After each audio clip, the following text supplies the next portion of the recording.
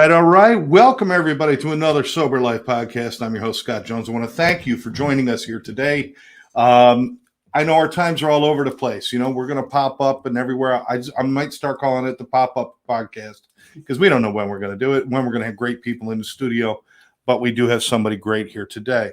Before we start our conversation, I want to remind everybody, please like this show. Leave a comment, even if you're watching a repeat or a rerun of the show. Leave the comments because we get to see those and it helps us figure out what kind of programming you want to hear and the questions you want answered. And of course, subscribe to our channel. Share this with your friends.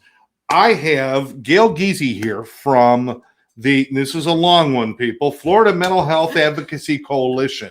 Say that 5 times fast. FLMAC. What did you say? Well, unfortunately, some people do say FLMAC. FLMAC, yes. Which we never anticipated, but FLMHAC.org, and that's on your screen. That's the website. So if anything we're talking about goes past you or you want to know more, go to that website and write that down and keep that in mind. If you have anything to do with addictions, mental health, or you want to be a part of being a part of the solution, especially in the state of Florida, you're going to have that website and pay attention to what's going on. But Gayle, you are the board president and kind of the leader of the gang. How are you, first of all? I'm feeling really great. It's a beautiful day in South Florida. I got my flamingo socks on, and yeah. We're in dead winter here. It's what, 60 degrees outside or 62? It's the best time of the year. I know. I love it. I love it. Being from up north, this is a little bit of a, back for the coldness, but that's good. But tell me, Florida Mental Health Advocacy Coalition, what is that? I mean, in a nutshell, what is that? We are a coalition of organizations around the state of Florida who have come together to improve behavioral health in the state of Florida. We mainly focus on state legislation. We are NAMIs, National Alliance on Mental Illness affiliates from around the state, recovery, community organizations, Mental Health Americas, and we fill a very important niche, and that is that we advocate for peers and family members to improve their lives. We really work hard to raise their voices because before Florida Mental Health Advocacy Coalition existed, there really was not any lobbying and advocacy organization that was representing just the peers and the family members. So we teach them how to advocate. We follow legislation.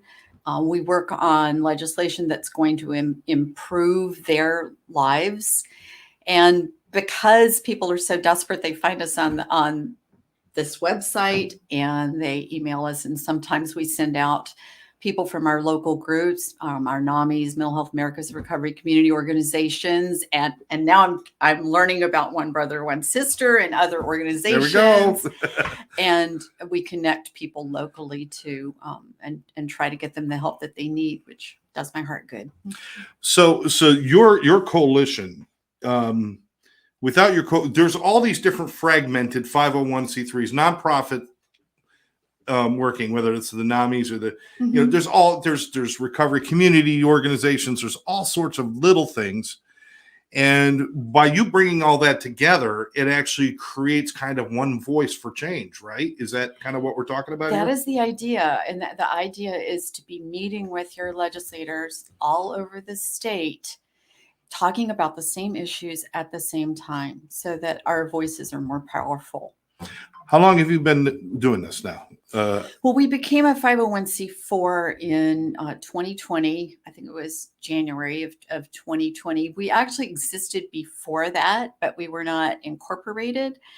I got into this for personal reasons because a family member became very ill, was self-medicating for social anxiety. I might as well just say it was my son, my beloved son, who is stable now and lives with me. And well, thank goodness, right? Love him very, very much.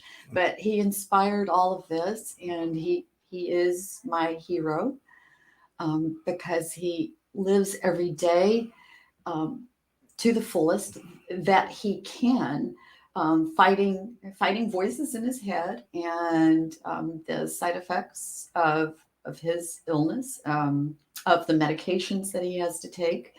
And I think he's absolutely remarkable person who is a very loving and creative person, not defined by his illness, which is schizophrenia. So he had a psychotic break his senior year of high school, and I believe it was brought on by smoking a lot of cannabis, which he was doing to deal with social anxiety, which is very, very, very common. And if there's any parents out there, I would say really listen to your kids, because he tried to tell me that he was not like other kids when he was much younger. And I really wish I had listened. He said, "Oh, Mom, my brain is not like other kids." And turns out in our family, there was a genetic predisposition toward schizophrenia that we didn't know about because people never talked about it. And I believe my mother had a very slight case that was never diagnosed. She was a very wonderful mother, but she did suffer from paranoia. And in stressful times, she did hear voices and had some other symptoms. So when my son became ill, we didn't know what to do. We had no clue what to do. I wish we'd had 988, the new behavioral health hotline for suicide prevention and behavioral health crises, because it was the middle of the night. I didn't know anything about mental health conditions. I didn't know that the cannabis could bring on a psychotic episode, which then can lead to schizophrenia if there's a predisposition toward schizophrenia. But this is where the problem lies. It's people don't know what resources are available, if there are any. They don't understand. It's not even that people don't understand. It's just not. It's bad enough fighting the stigma of saying there's something wrong with me or somebody in my family. Yeah. Somebody's having a problem. It's hard enough to actually get the person who needs the assistance to accept the assistance. It's hard Right. enough for that. Right. What we don't need is to look out there and not find the assistance we're looking for. Exactly. And so I don't imagine that because everything went smooth and you said, "Oh, I got to make it better." Not everything went smooth. You had that's when you started to realize we are underserving our communities and our families, and there's no help. We need to get more. Well, there is some, but we need more. Look at what's going on in the country, all over the country, with mass shootings and this and that. What is the one common denominator in almost 99% of them? A mental health disorder that went untreated. So we need to do something. Oh, right? I don't know. I might argue with you on that. I don't want to use mental illness to explain any violence, because people with mental illness are typically not violent, even serious mental illnesses. So I don't want to equate that. I certainly did not. If that's what anybody took out of that, that is not what I meant at all. What I'm saying is there's a lot of people that end up in bad circumstances, sometimes violent, but rarely. But when it is, it's big usually. So, but we just need more help. There's too many people who everybody says, "I knew something was wrong before they got really, really sad, or before they got really, really sick, or before this happened and that happened, but I didn't know what to do." Is that kind of what we're talking about here? We really had no clue what was happening. And our first thought was that, there must be some drugs happening. Our son's smoking pot. Maybe it was laced with something. That was our first thought. Right. Which does happen. Yeah. It does happen. Yes. We're going to tell you that. And now, of course, THC levels are so much higher, and that's really scary, especially on a developing brain before someone's 25 years old. It's really sad. And I just want families to be able to have a number they can call where they're going to get connected to the right service at the right time. We talk about no wrong door. Well, I want to provide the right door. De-escalation, crisis counseling, someone kind on the other end of the phone. So you don't have to call 911 and have a police officer come out, because we're talking about a medical issue. Yeah. It's the brain. And I called a friend. I mean, this is going back 15 years. I called a friend and said, "What do I do?" And she didn't really know. She referred me to a psychologist who had helped one of her family members. Turns out it was not the right person for my son, and he went a few years without the right treatment. And that is really a very, very tragic thing, because in those first few years, if you get the right help for schizophrenia, you can get people back to work and back to school. Yes. And moving forward with their lives. So those first few years are very critical. We do have early treatment programs, sometimes referred to as first episode psychosis programs. And people do need to be connected to those, but most people don't know about them. Hopefully all of our 988 lifelines are aware of them in the communities. And back to what Florida Mental Health Advocacy Coalition does, one of the things we do is we advocate and we lobby for funding for these 988 lifeline centers in Florida so that they can help people right away. Most of them are our 211s who do wonderful work, but not all of them are 211s. And 988 is huge. It's national. And once national advertising rolls out, then everybody's going to be calling 988. We got to make sure that we have those lifeline centers ready to take all those calls to prevent suicides and to help people get connected for whatever their behavioral health condition is. But it took this long to get to a point where we decided we needed a 988 number, which is pretty strange when you think about it, because not all mental health phone calls are about a crisis that require police. Sometimes it's about finding help and knowing what resources are out there and stuff. But 988, this is the reason why the coalition exists, so that somebody goes and says, we need more of this. We need support for this. We need that.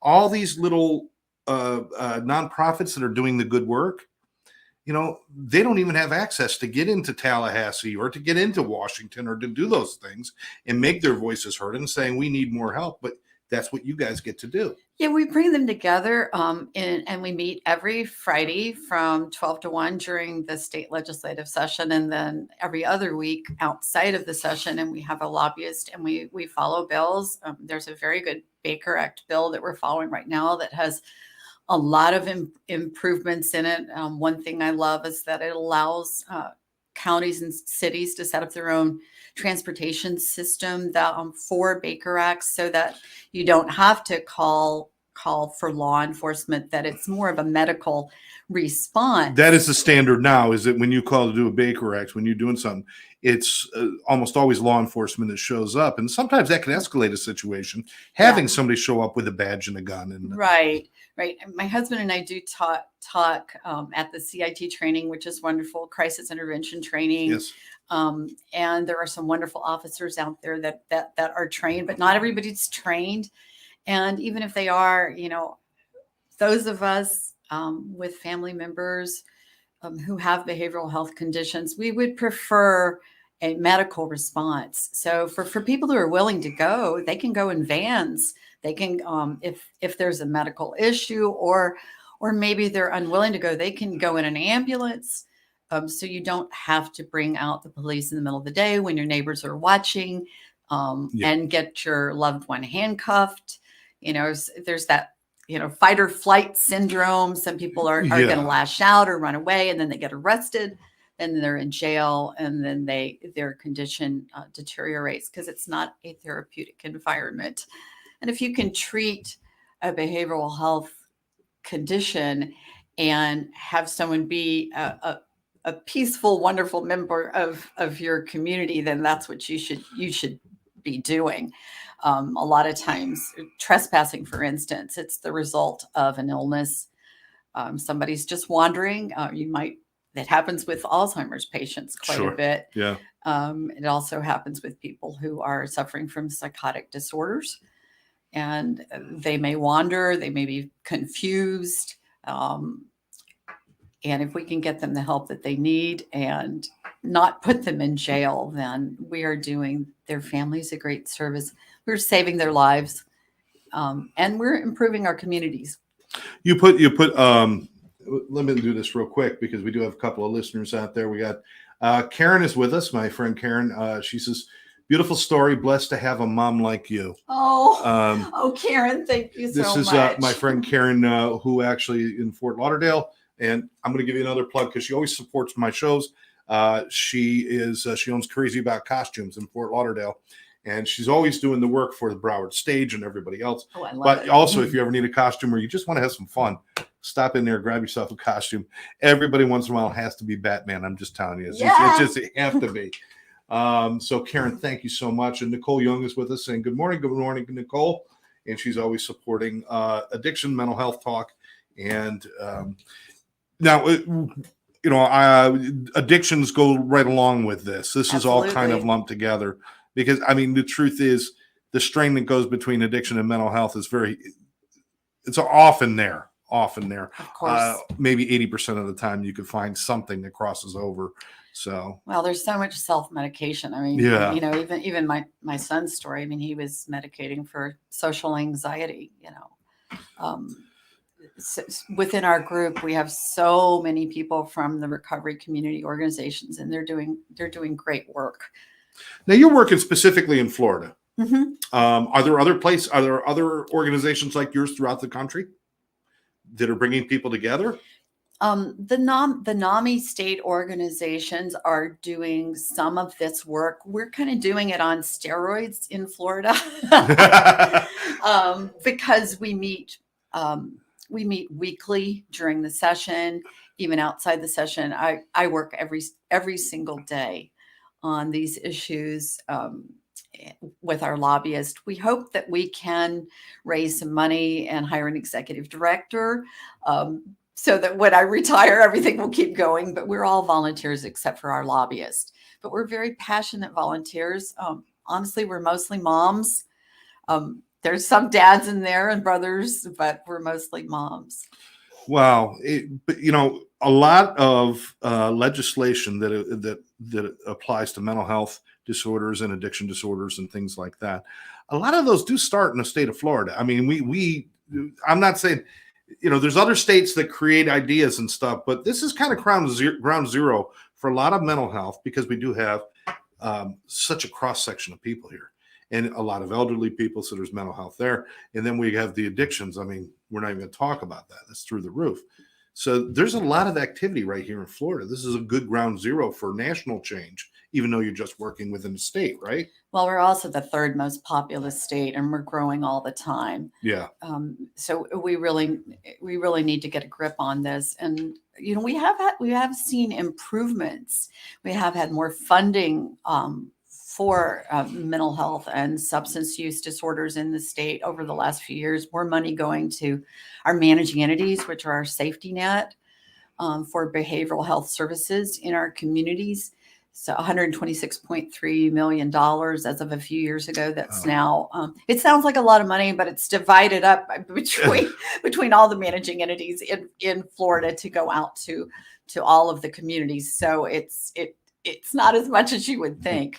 We were so underfunded before that. Yeah. So we're recouping. And so we're moving in the right direction. Let's see. There's all the money coming down from the opioid settlements as well. Is that being paid out at this point? Finally? I really should know the answer to that, but we have people on the abatement council, and there's a bill right now that's going to add more people with lived experience from the addiction world on those councils. So I know Micah Robbins is working on that. Aha, Micah. Yes. My partner on Far and Beyond podcast. That'll be coming up this Friday, so make sure you don't miss that. Nicole wants to know if you know Mark Francis. He works a lot in Florida in recovery programs. I don't, but no. I would like to, Nicole. All right. Let's see.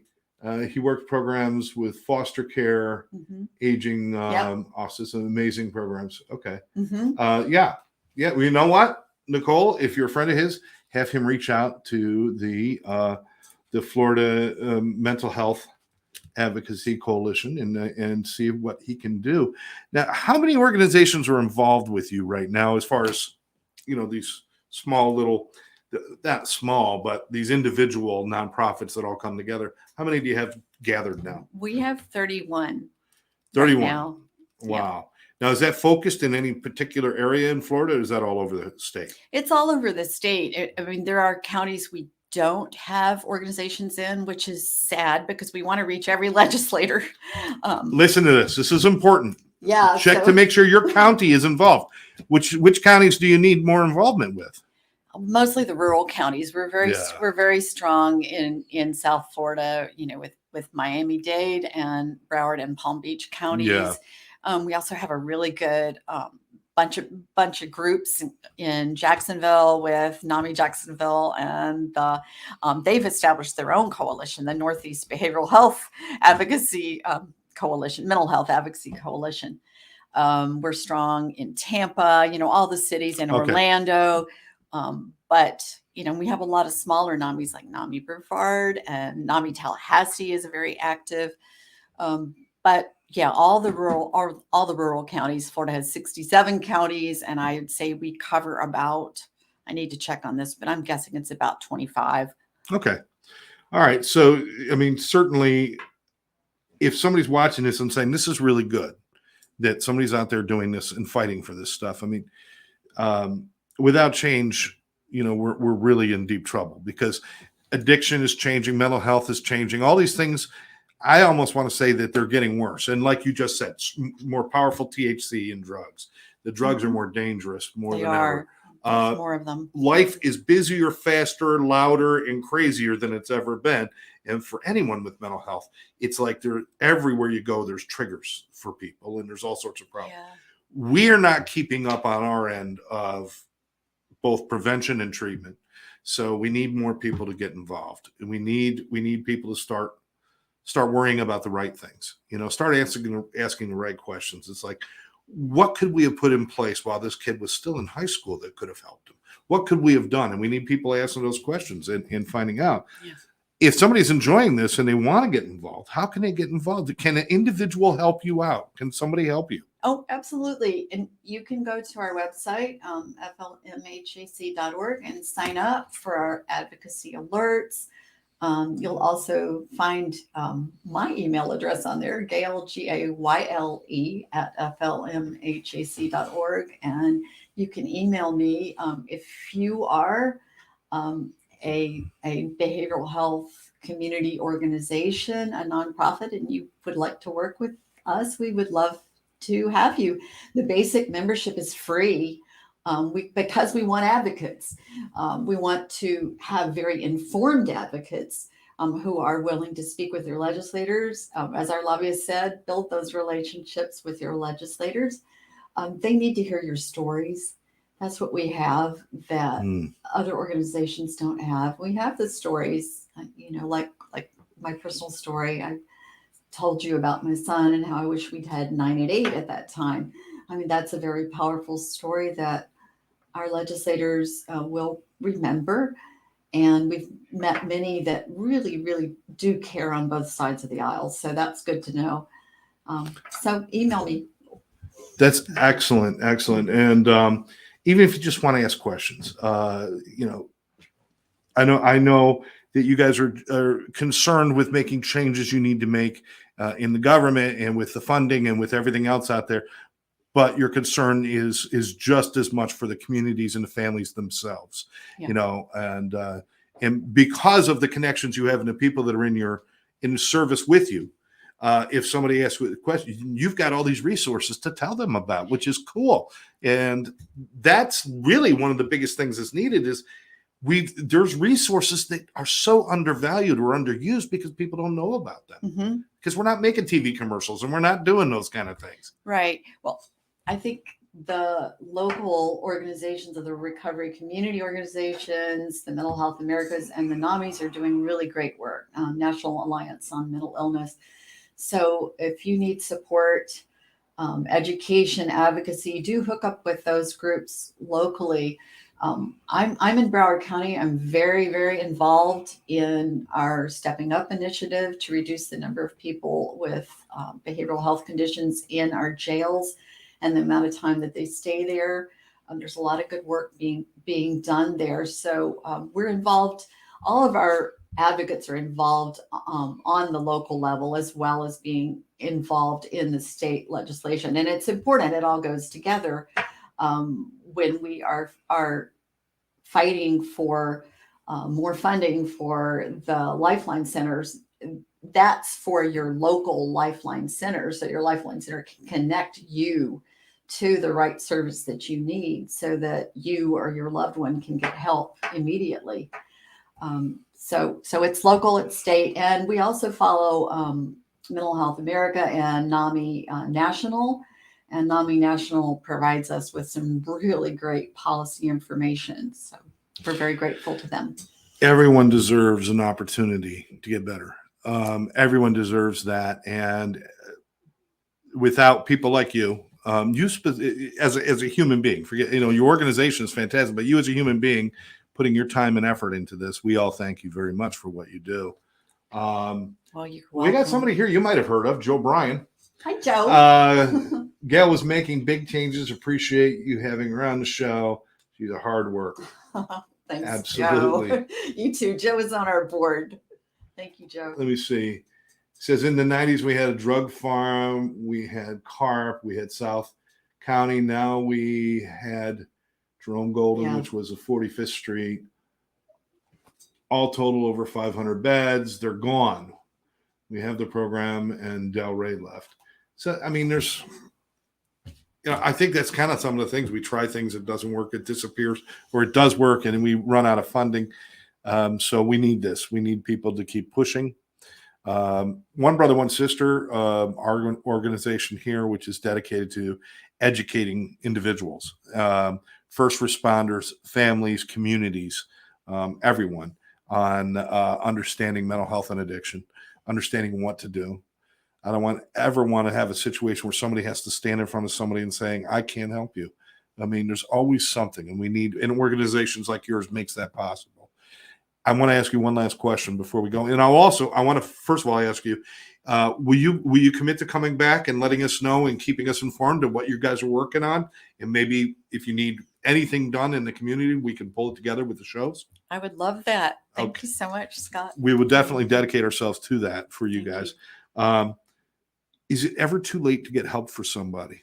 I know sometimes we give up. Sometimes as human beings, you're on your last rope, and I know you probably felt that at some time. It's like, I don't even know if I can do another day, but then you do.